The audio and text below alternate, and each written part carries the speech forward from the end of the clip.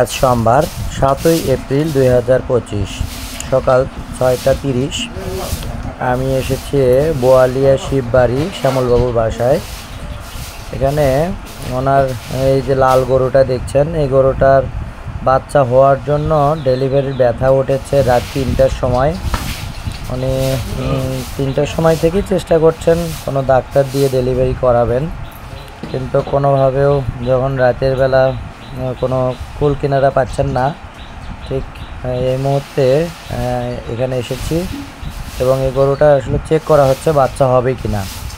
তো দেখি যে ভিতরে বাচ্চাটা হবে, বাচ্চার সেটা সব ঠিক আছে, কিন্তু যে পরিমাণ বাচ্চা হওয়ার উপযুক্ত যে পজিশনটা সেটা ছিল না, যার কারণে আমি সব আমার যে আনুষঙ্গিক উপকরণগুলো সেগুলো সব রেডি করে নিয়ে গরুকে আবার যে পজিশন অনুযায়ী শোয়ায় দিয়ে বাচ্চাটা বের করার জন্য প্রস্তুতি নিচ্ছি।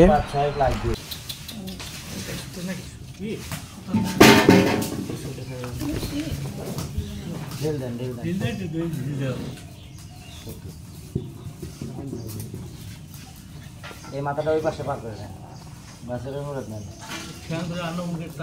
দিচ্ছি আপনি মাথা আগে ওই পাশে পার করে দেন। হ্যাঁ দেন, শুয়ে দেন, শুয়ে দেন, আপনি শুয়ে দেন। হ্যাঁ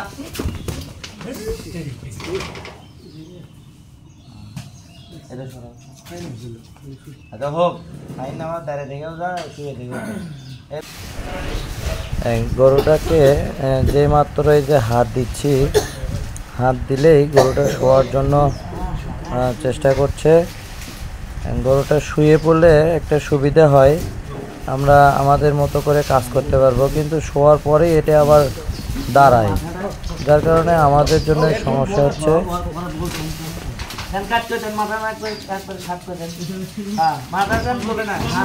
শোনেন, এই আপনার এই বাম হাত থেকে ওই মাথা পর্যন্ত আর যেন না তোলে, মাথাটা ঠেসে ধরে। এই যে গরুর পিছনের দিকে একটু খেয়াল করেন, দেখেন সাদা মিউকাসের থলিটা বের হয়ে আসছে, সাথে একটা পায়ের দেখা যাচ্ছে পা। ঠিক উপযুক্ত সময়ে আমরা উপস্থিত হয়েছি। সাদা মিউকাসের থলিটা ভেঙে দেয়া হচ্ছে যাতে পা দুটো সুন্দরভাবে দেখা যায়। এখন বস্তা দিয়ে পজিশন তৈরি করে নিয়ে এটাকে আমরা খুব সহজেই বাছুরটা বের করব। তো এখানে আমরা চেষ্টা করছি পজিশন ঠিক করে নিয়ে বাছুরটাকে আমরা আলতো করে টান দিলেই যাতে বাছুরটা বের হয়। এখানে জাস্ট দুজন মানুষ লাগতো, কিন্তু দেখা যাচ্ছে একজন যদি কেউ আসেন, এসে ধরেন, তাহলে বাছুরটা বের হয়ে যাবে।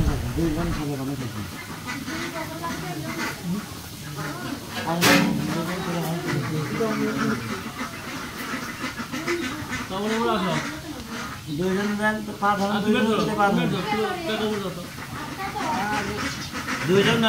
একলা একলা হবে না, আটকে যাবে না।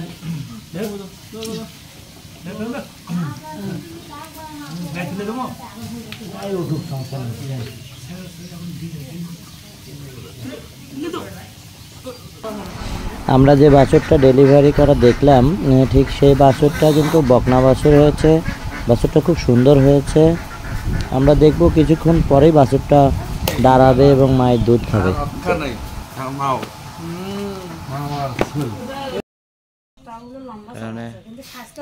দেখেন, কালকে থেকে তো হতে পারেনি, মাত্র কয়েক মিনিটের, 15 মিনিট হয়েছে বাচ্চা হওয়া, 15 মিনিট হয়নি মনে হয়, তার মধ্যেই কিন্তু বাছুর দাঁড়িয়ে গেল।